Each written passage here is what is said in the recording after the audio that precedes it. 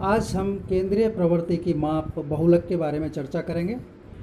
बहुलक किसी भी चर राशि का वह पद होता है, वह मान होता है जिसकी बारंबारता उस श्रेणी में सर्वाधिक हो, अर्थात उसकी पुनरावृत्ति अन्य पदों की अपेक्षा सबसे अधिक बार हुई हो।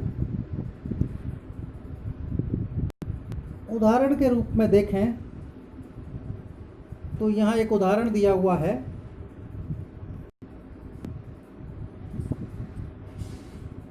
श्रेणी दी हुई है 9, 14, 10, 7, 11, 12, 11, 13, 11। इस प्रकार से 11 की पुनरावृत्ति अन्य पदों की अपेक्षा अधिक बार हुई है, सर्वाधिक बार हुई है, इसलिए 11 इस श्रेणी का बहुलक है। यदि श्रेणी सतत है, अर्थात उनकी रिलेटिव पदों की रिलेटिव बारंबारताएं दी हुई हैं, तो स्पष्ट है कि जिसकी पद की बारंबारता सबसे ज़्यादा होगी वही पद उस श्रेणी का बहुलक गिना जाएगा।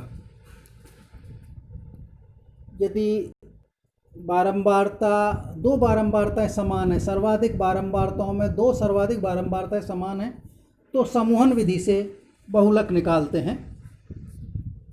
और यदि श्रेणी सतत है, अर्थात क्लास इंटरवल दिए हुए हैं, तो बहुलक निकालने के लिए सूत्र का उपयोग करना पड़ेगा। सूत्र आप उदाहरण में दिखाया गया है।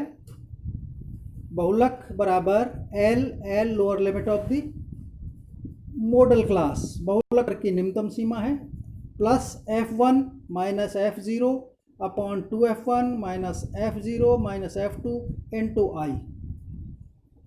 यहाँ L बहुलक वर्ग की निम्नतम सीमा है, f0 बहुलक वर्ग से पहले वर्ग की बारंबारता है, f1 बहुलक वर्ग की बारंबारता है और f2 बहुलक वर्ग से अगले वर्ग की बारंबारता है।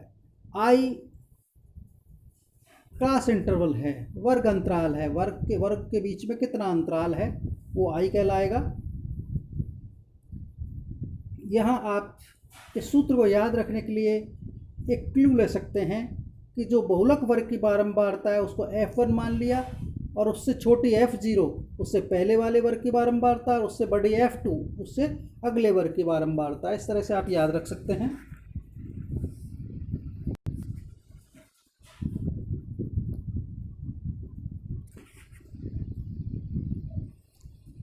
उदाहरण के तौर पर एक सवाल आपके सामने प्रस्तुत है उदाहरण में, जिसमें प्राप्तांक 0 से 5, 5 से 10, 10 से 15, 15 से 20, 20 से 25, 25 से 30 और 30 से 35, 35 से 40 और 40 से 45 दिए हुए हैं, जिनकी रिलेटिव फ्रीक्वेंसीज विद्यार्थियों की संख्या या बारंबारता है 29, 195, 241, 117, 52, 10, 6, 3 और 2। यहाँ पर स्पष्ट है कि 241 सर्वाधिक बारंबारता, इसलिए मॉडल क्लास होगी वो 10 से 15 होगी। 10 से 15 यहाँ बहुलक वर्ग माना जाएगा। तो 10 से 15 को बहुलक वर्ग मानते हुए हम उपरोक्त सूत्र जो दिया हुआ है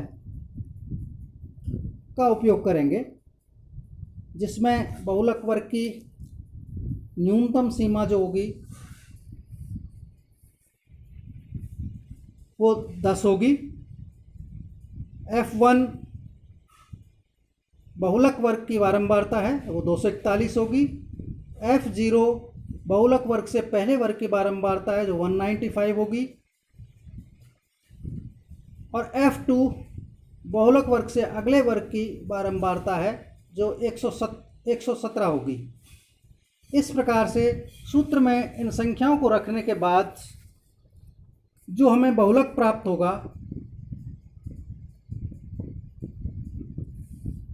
उसकी गणना हम आसानी से सूत्र को हल करके कर सकते हैं। जहाँ तक बहुलक के गुण दोषों का सवाल है, बहुलक की जो मेरिट्स हैं, जो गुण हैं, विशेषता हैं, इस प्रकार से हैं। इसका भाव एक तो शीघ्रता से अंकित हो जाता है, आसानी से सरलता से इसे कैलकुलेट किया जा सकता है, इसकी गणना सरलता से की जा सकती है। यदि बाह्यतम पद बहुलक वर्ग के संभाग के पद नहीं हैं तब भी बहुलक इन पदों से प्रभावित नहीं होता है। किसी वस्तु की लोकप्रियता का अध्ययन करने में इसका महत्वपूर्ण योगदान है। ये इसका उपयोग है। बहुलक बहुलक का उपयोग सामान्य तौर पर बिजनेस क्लास करती है, बिजनेस पॉइंट ऑफ व्यू से किया जाता है।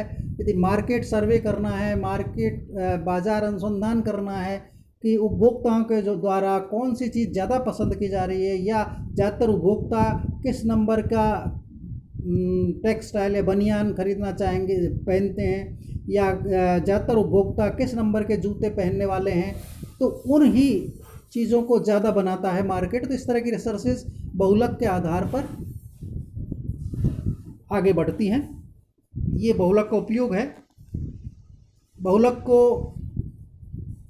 आलेख द्वारा भी प्रस्तुत किया जा सकता है, लेखा चित्र पर भी प्रस्तुत किया जा सकता है।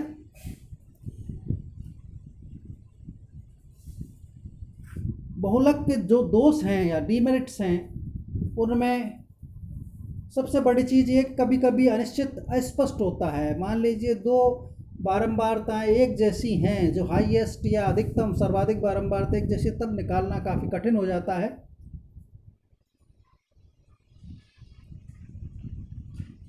और बहुलक को कुल परीक्षणों की संख्या से गुणा करने पर परीक्षणों का योग प्राप्त नहीं होता, जैसा कि माध्य में प्राप्त होता है।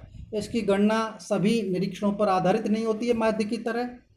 और यदि बाह्यतम पदों को महत्व देना हो तो बहुलक का प्रयोग करना ठीक नहीं होगा।